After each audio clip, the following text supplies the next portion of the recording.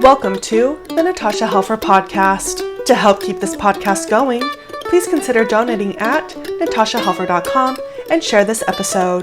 To watch the video of this podcast, you can subscribe to Natasha's channel on YouTube and follow her professional page at Natasha Helfer, LCMFT, CST-S.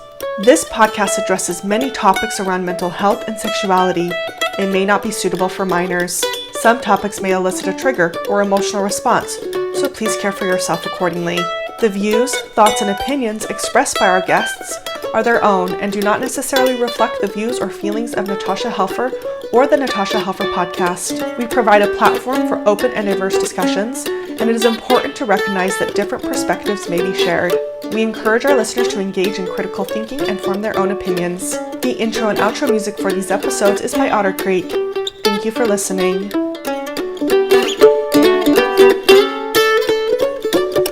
Hello, everybody. This is Natasha Helfer. This is the Natasha Helfer Podcast. We are super excited to be with you today. I've got my Symmetry counseling panel with us to discuss some of the very many current events we could choose from to discuss. But with me today, I've got Jenny Elledge, who is one of our licensed therapists coming to us from Florida. She's licensed in Florida and Utah. So hello, Jenny.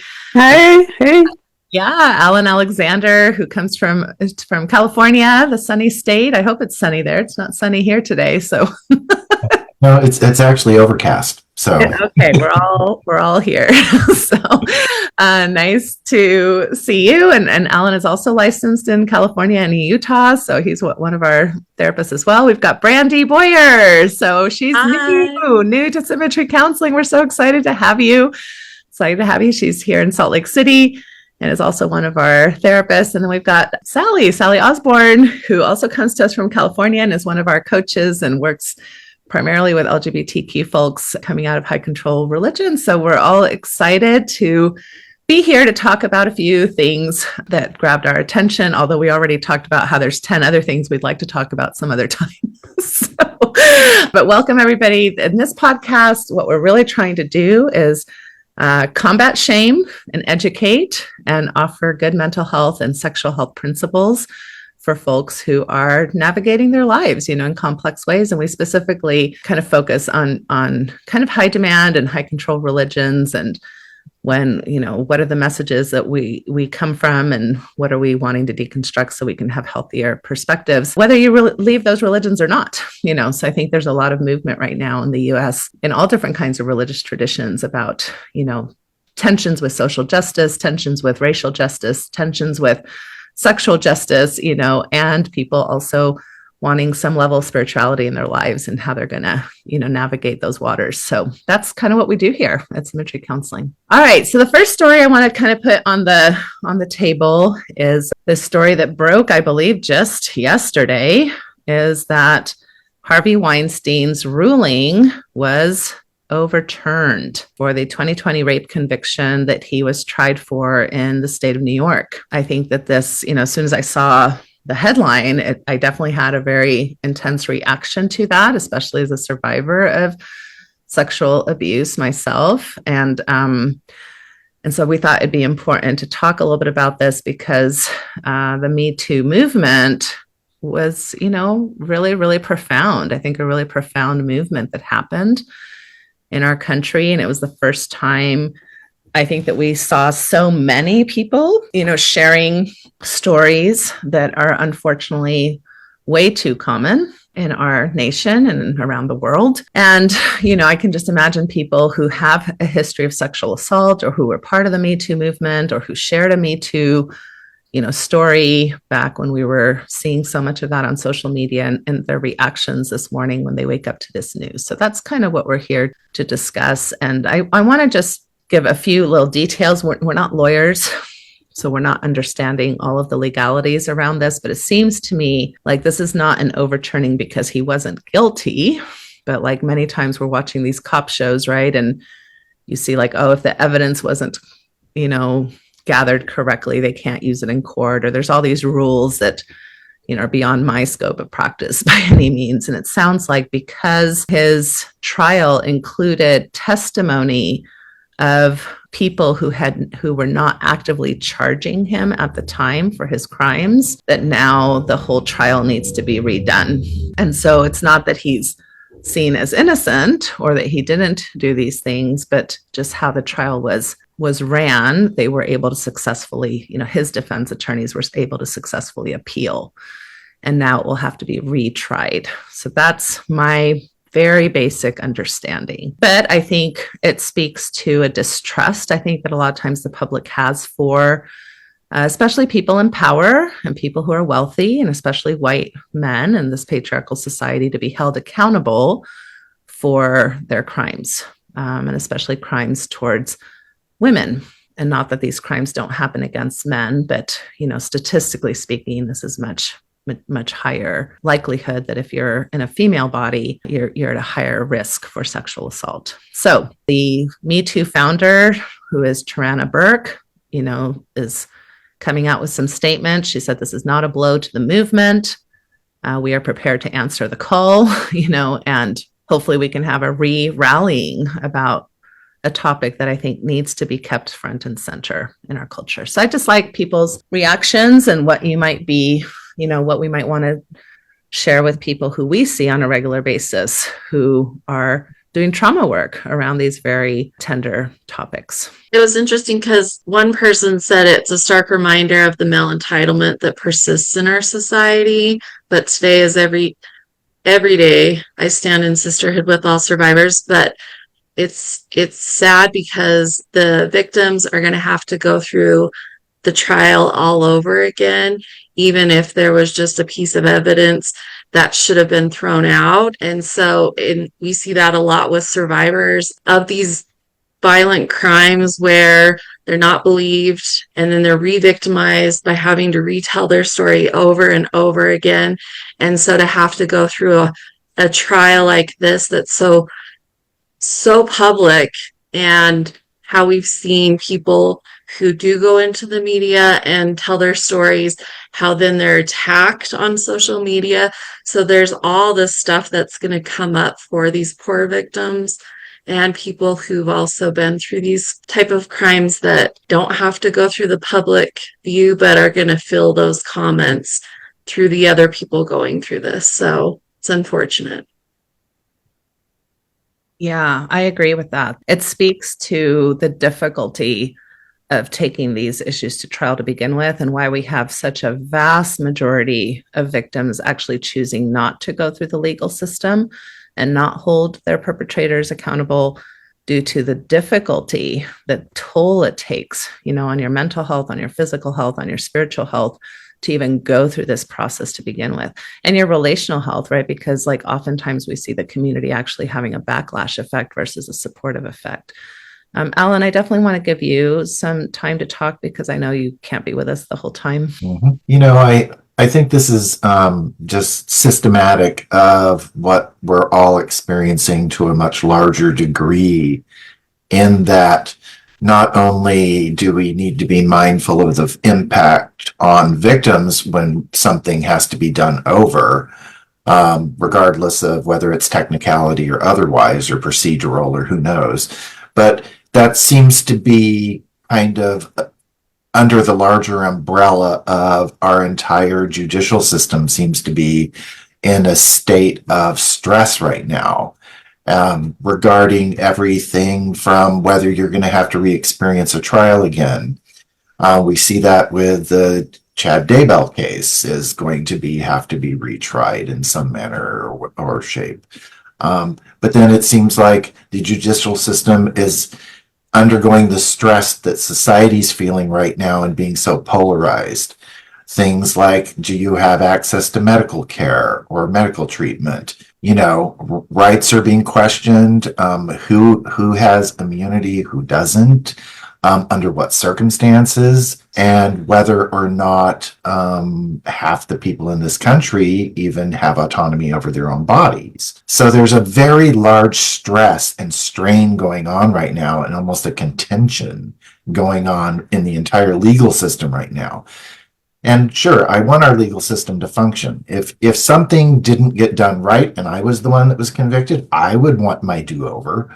We all want do-overs in life. But systemically, if we think about this on a systemic level, this is affecting so many people in so many ways around their own autonomy, safety, whether or not they have faith or belief in the system. And we're all just under a tremendous amount of pressure right now, and kind of heightened stress and alert levels around what's going on judicially from coast to coast.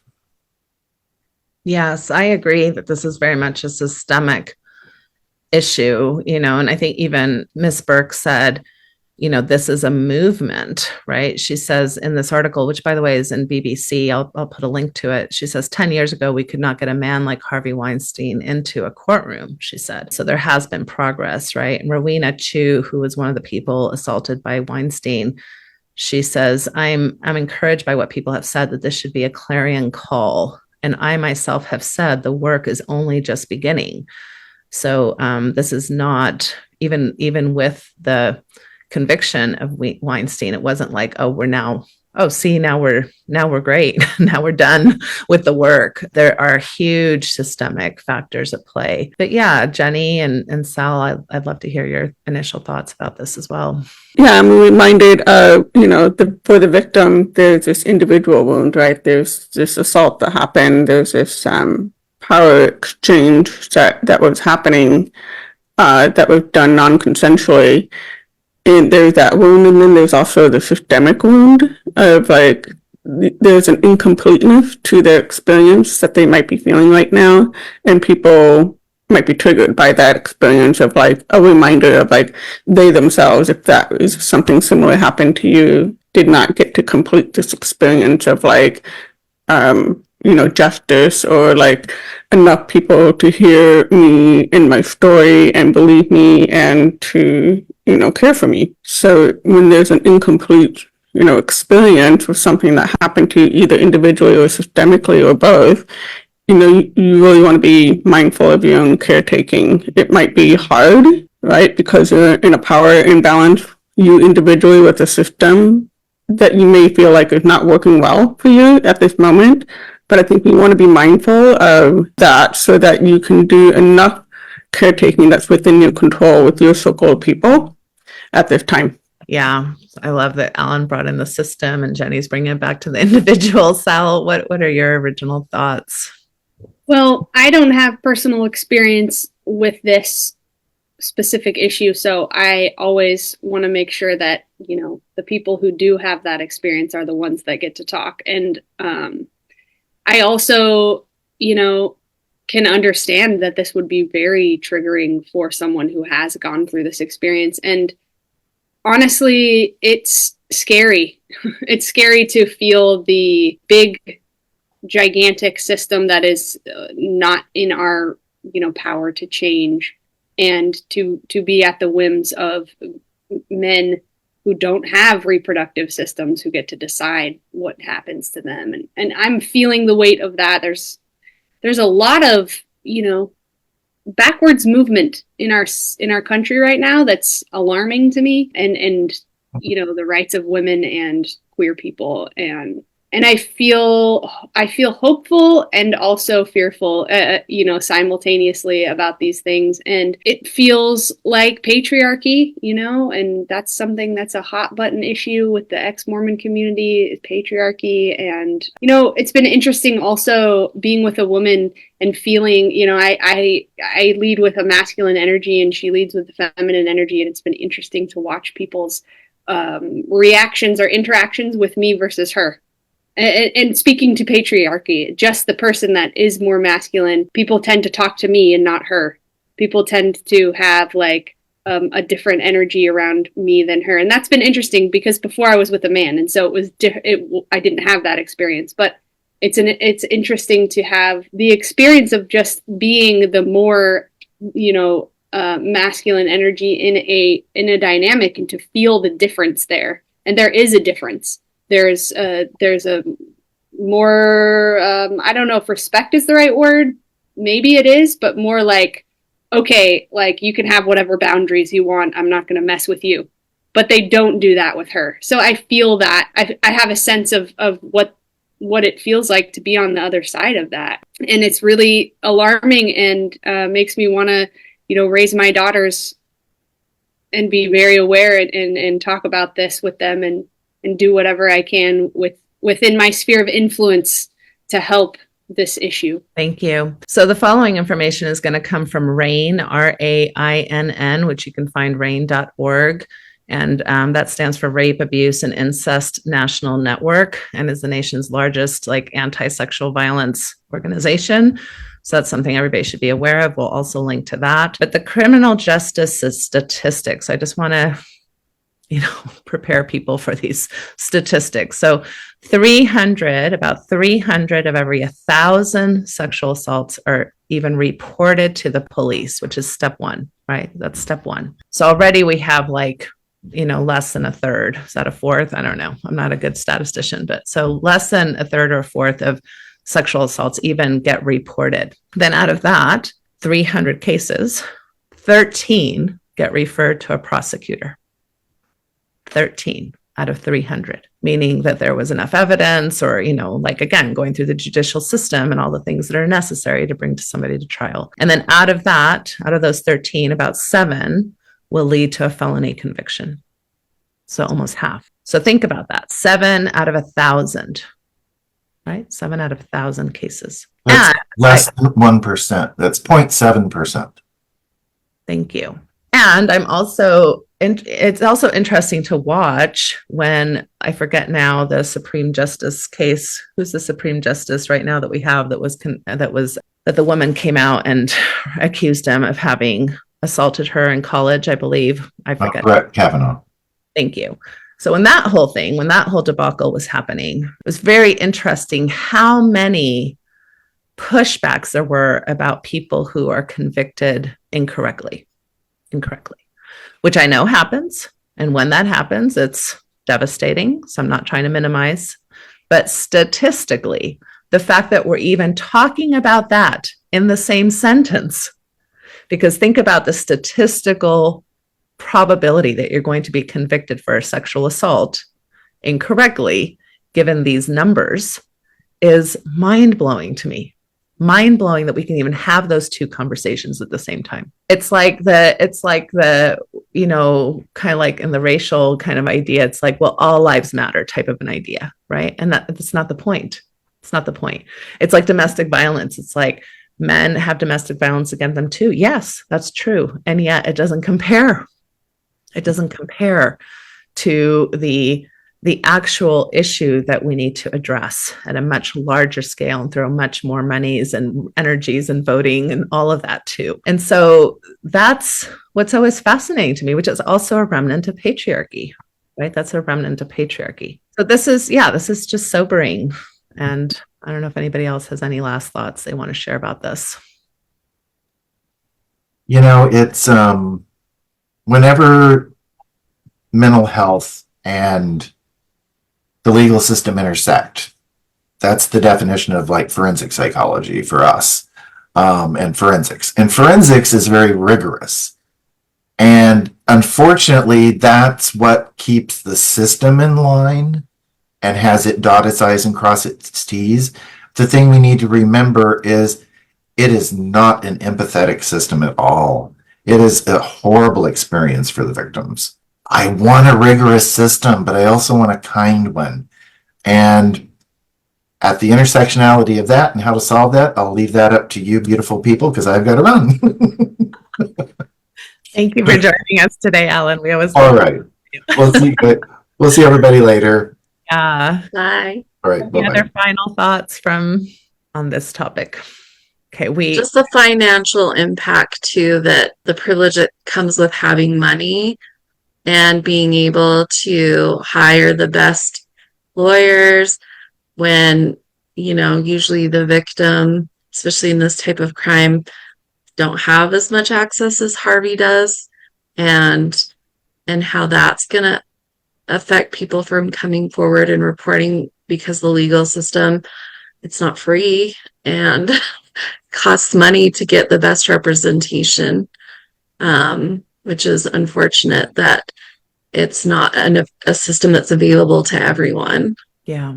It's not a trauma-informed system, right? And so that's one of the biggest issues. Like, even the idea of after an assault, and of course, not all assaults end in rape, right? Or in semen being on your clothes or in your body.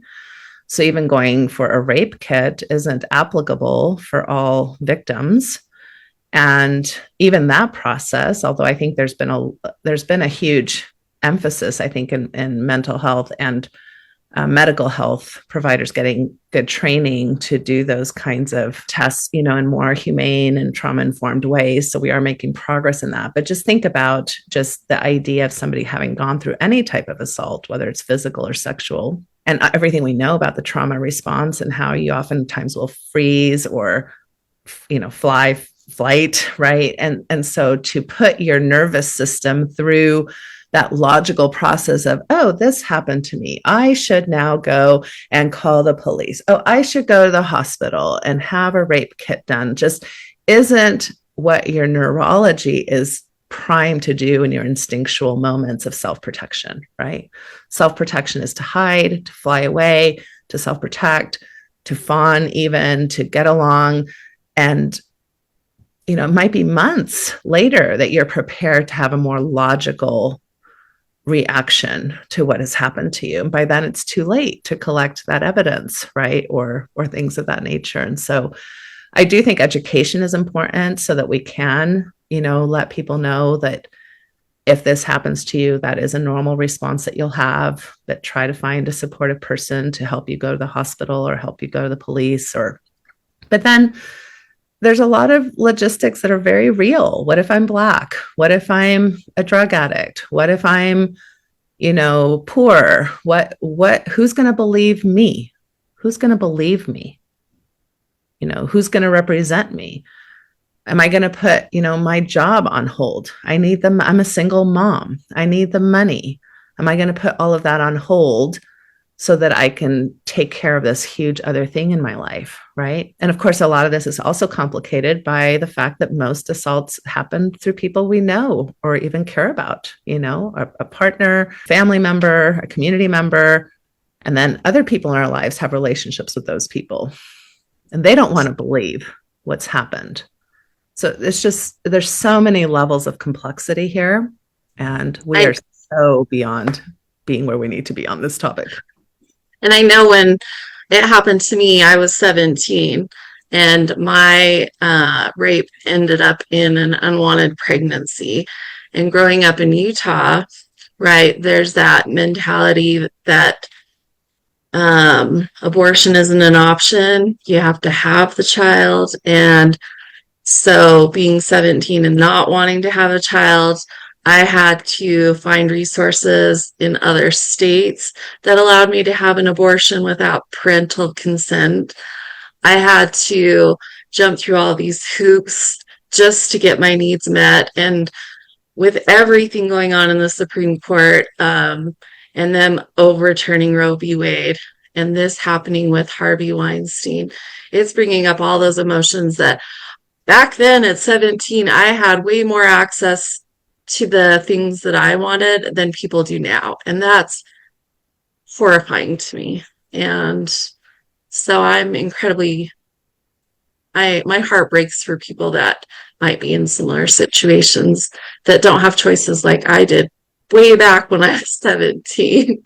So isn't that amazing, right? I mean, I think that's how I feel a lot of times, like we're in the twilight zone. Like, how are we taking decades of steps backward with basic trauma-informed care and allowing people's religious morals to dictate on everyone, whether they share those religious values or not, how they are going to, first of all, go through a trauma, the implications of that trauma, and the recourses of that, So it's just, it's definitely mindful. Thank you for sharing that, Brandy. It's very vulnerable. Thank you for sharing that. I'll end, I guess, with we are devastated for the survivors who are connected to this case and the survivors who had found some solace and catharsis in the original verdict around Harvey Weinstein, Mrs. Burke said, right? So Symmetry is now offering ketamine services. To find out more, go to simcounseling.com/ketamine-services.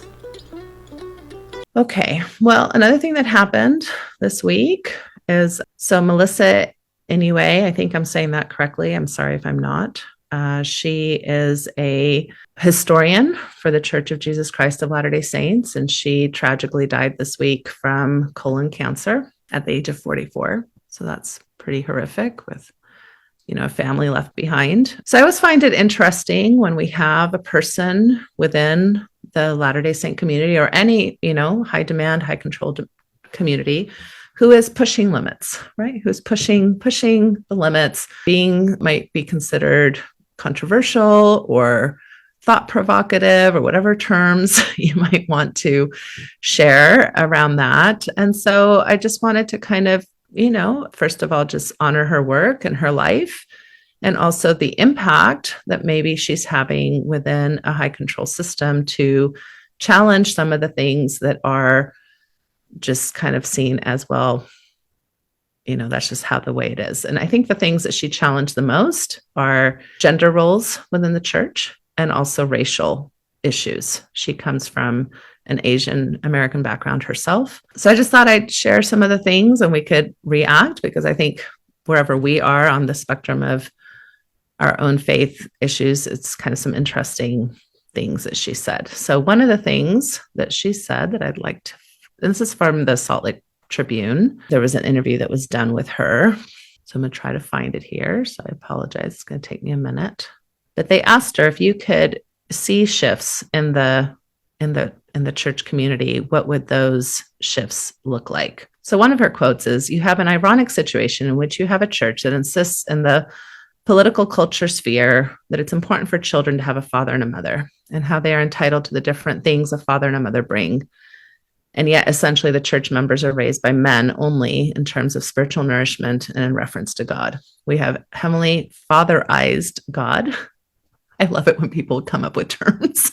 We have heavenly fatherized God, when our own doctrine is that God is a heavenly father and a heavenly mother. If we want our own rhetoric to hold up that children are entitled to the different kinds of parenting and teaching that different kinds of people bring, we need to find ways to preserve and perpetuate women's voices and the respect for our mother in heaven. And she had another quote that maybe I'm not going to be able to find, but basically she called out the patriarchy for basically saying, oh yeah, here it is. And this kind of goes to what Sal was talking about, just how men are treated versus women, and what you've been noticing as you've been presenting more masculine energy. So she goes, in most of the departments of the church, there's a much more paternalistic culture of condescension, a culture of not listening to women. I have a colleague whom I won't name, who worked in the normal world before coming to the church. She has a PhD, and she's just been shocked by how she's been treated since coming to work for the church corporation, right? So this is the issues, that now the church has a lot of women who are working in the world, and then how they're treated at church is just so drastically different. She goes, and a lot of it comes down to a kind of lazy fallback on an exclusivist excuse, which is, well, we're the one true church. We're Jesus's church, so we're the best.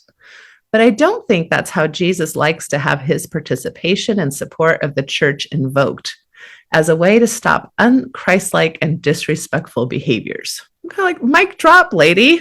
Like, mic drop. And I've had my own language for this. My language is like, are you hiding behind God's skirts, hem skirts, to say, well, it's not my fault that I'm discriminating. God's telling me that I can discriminate, right? Or it's not my fault that this is how it is. God's telling me, and we're just hiding behind the skirts of God, quote unquote God, whatever that means to people. So this is always interesting to me too, as an excommunicated member of the church, how some people get away with pushing quite a bit. And I think I got away with pushing quite a bit for many years. And then sometimes the church says, no, you can't you're fired from this job, or you're excommunicated, or you can't, we can't listen to your voice anymore. But what are your reactions to kind of what she's pushing back against? Well, initially, my reaction is just admiration for women who are able to claim their voices and able to speak, because we work so much within the sphere of people coming from this culture. Just women are not used to speaking up. They're not used to feeling like their voices matter as much. And I can think of many examples of, in my own life and with other people that I've worked with, where they just like literally like their voice box is like, I gotta clamp up, like I can't even speak because this voice that I own doesn't get to be heard by others because people have authority and I don't. So admiration for sure. That's coming up for me. Yeah, definitely. She's a baller. It's awesome. I love it. And I don't know how the church decides who to discipline or who to quiet. I mean, it feels like a real crapshoot because it is not even among, people. Like, I don't think most women would disagree with her in the church either, if they were being honest. So it feels like she speaks for many. And that's a tragedy that she's gone. Yeah. Wow. That's really sad. And I agree with that. She speaks for me. We just saw, just a few weeks ago, this kind of debacle happen on social media when the church came out saying, Latter-day Saint women have the most power of all religious organizations. And the pushback on that was monumental from all types of Latter-day Saint and Mormon women across the spectrum of, active, believing, non-believing, have left the church. It was one of those kind of beautiful moments where I'm like, sisters, we are united, Yeah. Regardless. I felt that too. And it feels like they are hiding behind the doctrine, and it feels like when I was in the church, I felt that I had to create this idea that I was meant to endure this as part of my life's trial. Like I was supposed to learn how to be humble and learn how to be the one that's not in charge as my development in this life. And that is a really, feels very unhealthy. Like learn how to quiet yourself and make yourself small to please God, because you're a woman, so that must be what God wants you to do.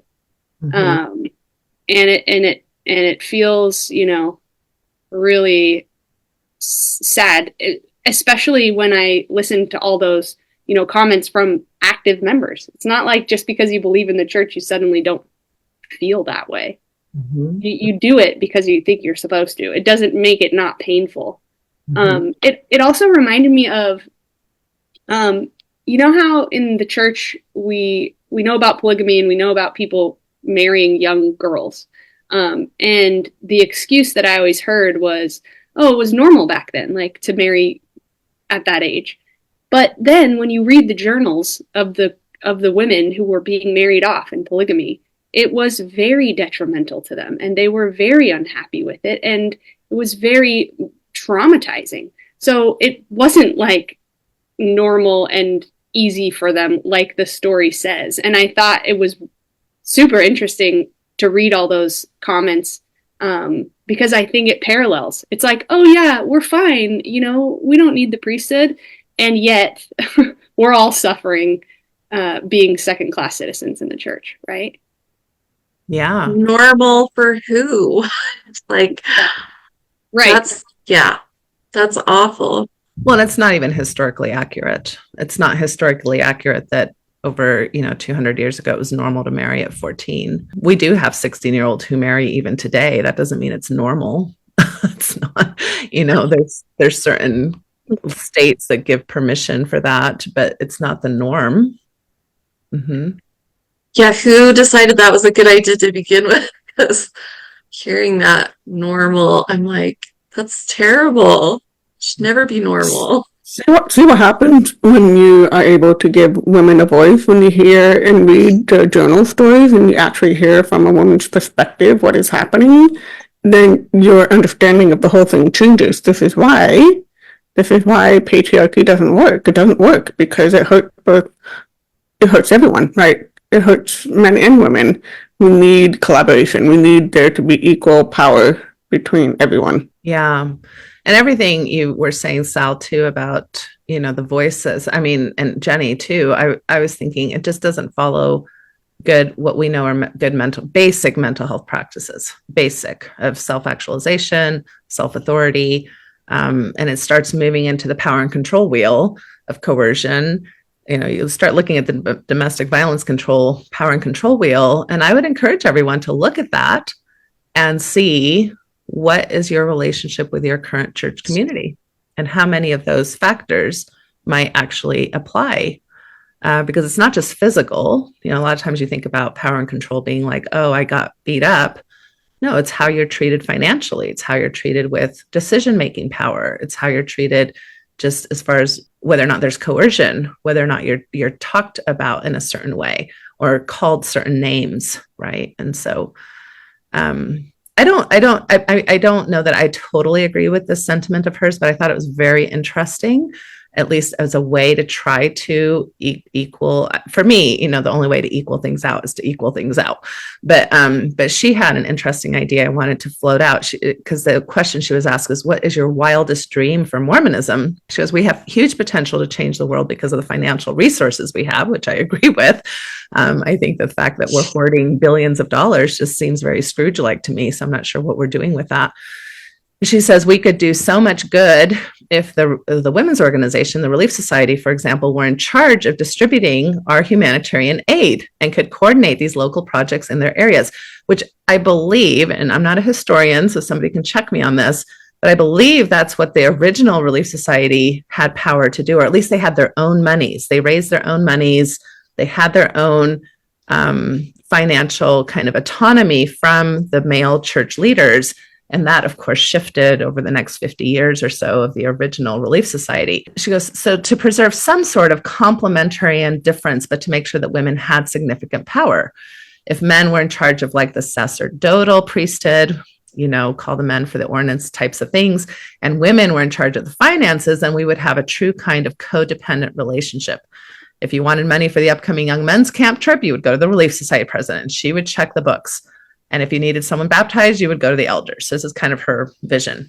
It would be a kind of mutual dependency. Right now, that kind of balance does not exist in Mormonism because it's a very patriarchal system, not only in its theology, but also in its cultural and corporate practices. If you look at the 25 departments of the church, only the human resources head is female. In a culture like that, it's just not possible to have normal, respectful relationships between men and women. I want to comment on that because I've worked in the Midvale Family Shelter. I've worked in the prison, and I always had such a strong reaction every time the church would come in and then try to work with the families in the shelter or the inmates about, we have all these resources for you. We can give you food. We can help you with rent. We can give you a place to live when you get out of prison. However, we'll only do that if you're a member of the church. They always came after the most vulnerable populations. Of course they're going to join. Of course they're going to be a member. You're offering them rent. You're offering them a place to live when they get out of the prison. And I'm like, I was so angry by this because it's like, can you just offer resources without strings attached? That would be great. And you're making all of these families, these people in prison have to jump through hoops just to get their basic needs met. It was so infuriating. Yeah, thank you for sharing that personal experience. Any other reactions to this idea that how would women, if finances were left to female decision-making, what might look different as far as how those funds are being used, right? Yeah, a lot different. And also, this feels silly almost. Like this is only like a tiny bit better than how it is. I mean, I think the gender binary and separating things between men and women isn't necessary at all, in any organization. Like, why do we need to separate the men and the women? And we all know women are better at stuff, though. So, I mean, we run the world. It's like, there's lots of studies that show, and we don't even know how amazing the world would be if women ran it, because we're making babies and, we don't have as much opportunity to be at the leadership roles and to be running everything. But I mean, yeah, I just think it would, I think it's just,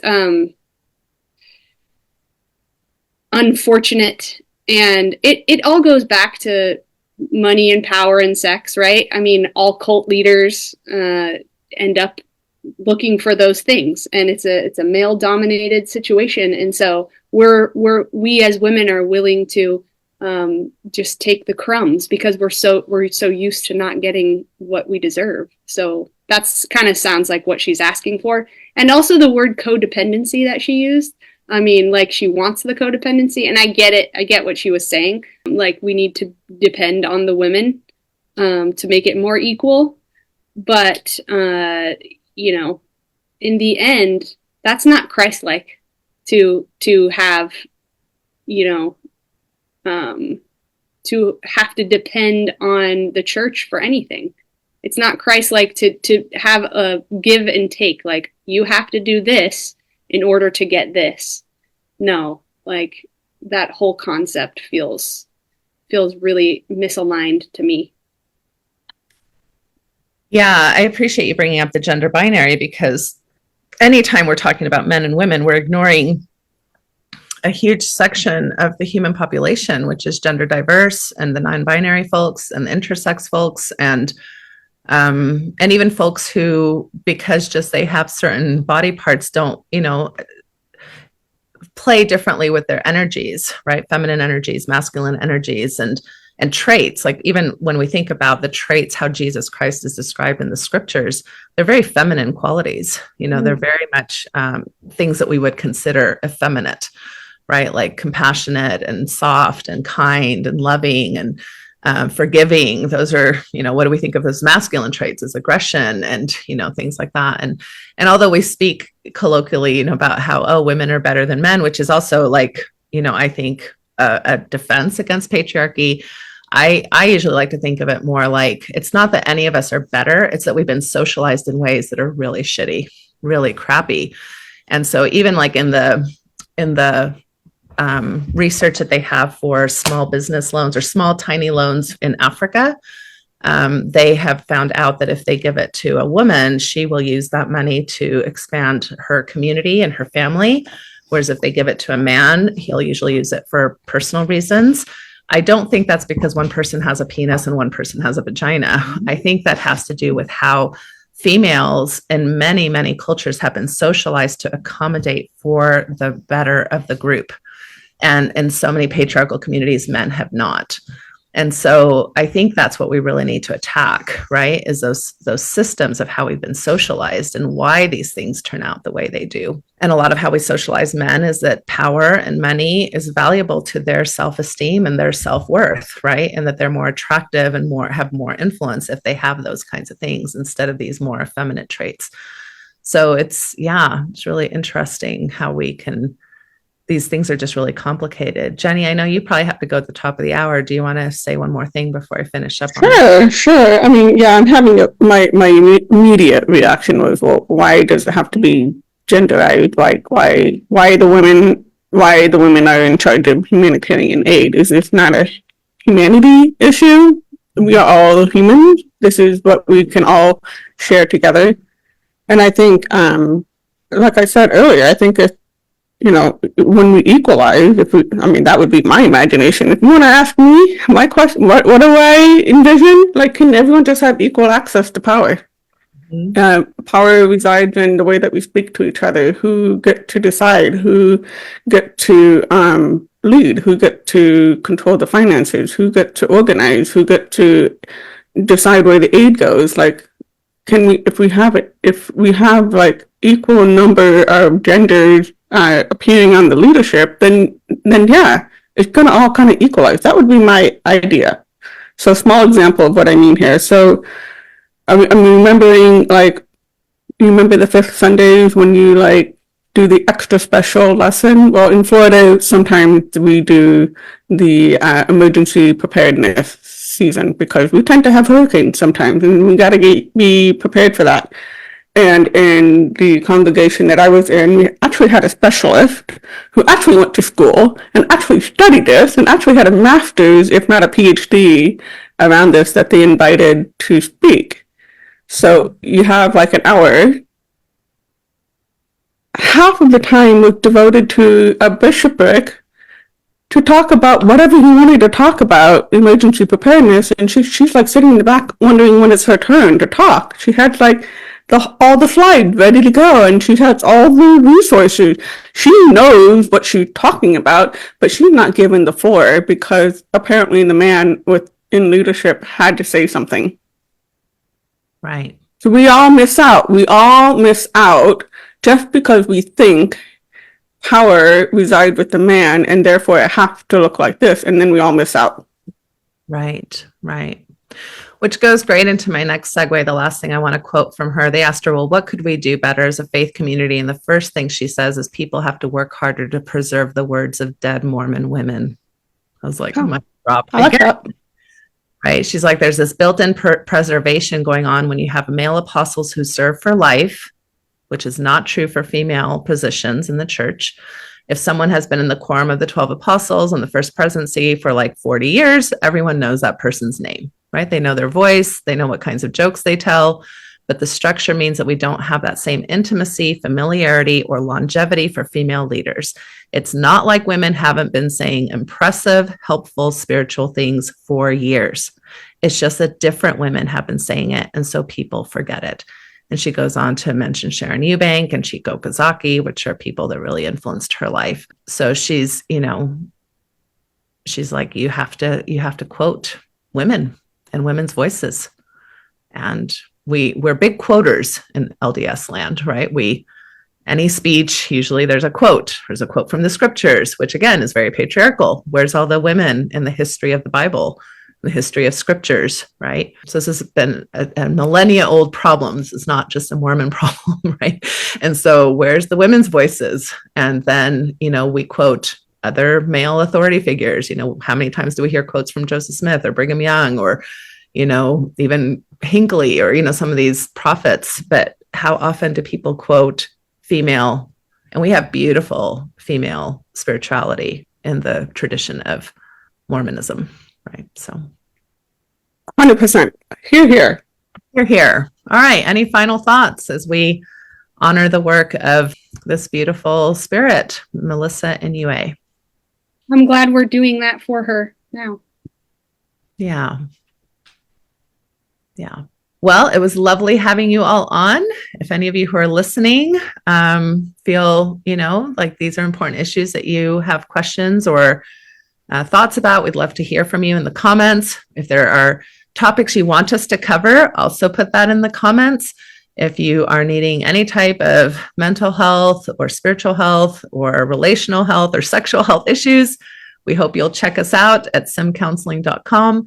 And we have both therapists and coaches and now guides, and because we're offering ketamine services as well. So we have lots of offerings to help you in whatever path your journey is currently leading you on. And if we're not the right fit, we usually know where to refer you. So give us a call. We'd love to help you. And as far as the three of you, thank you so much for joining me today. Have a great rest of your weekend. Take care. Thanks. Take care. Thank Bye-bye. you. Thank you for listening to the Natasha Helfer Podcast. To help keep this podcast going, please consider donating at natashahelfer.com and share this episode. To watch the video of this podcast, you can subscribe to Natasha's channel on YouTube and follow her professional page at Natasha Helfer, LCMFT, CST-S. You can find all her cool resources at natashahelfer.com. The views, thoughts, and opinions expressed by our guests are their own and do not necessarily reflect the views or feelings of Natasha Helfer or the Natasha Helfer Podcast. We provide a platform for open and diverse discussions, and it is important to recognize that different perspectives may be shared. We encourage our listeners to engage in critical thinking and form their own opinions. The intro and outro music for these episodes are by Otter Creek. Thank you for listening.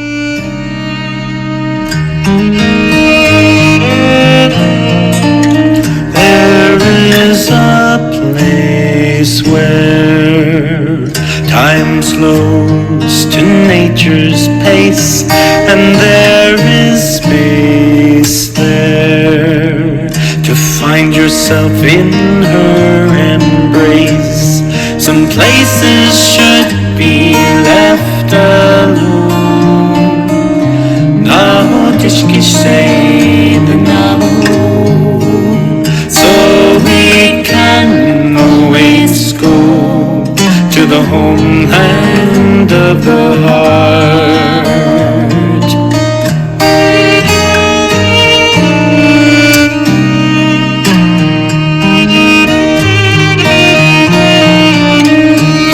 10,000 years of our human history etched on her canyon walls, alongside Earth's mysteries.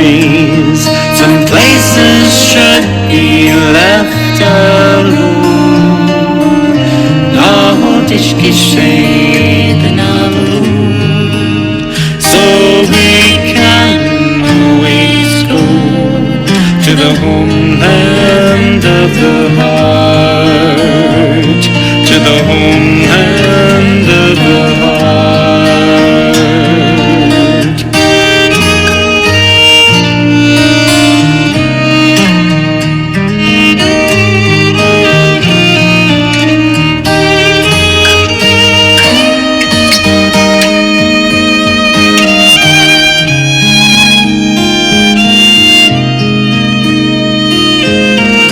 Deep in our cities, we sleep without her stars, yet still her presence sustains us from afar. Some places should be left alone.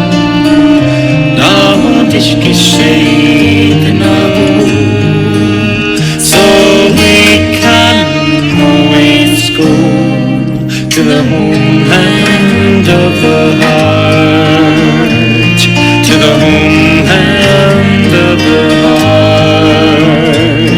to the homeland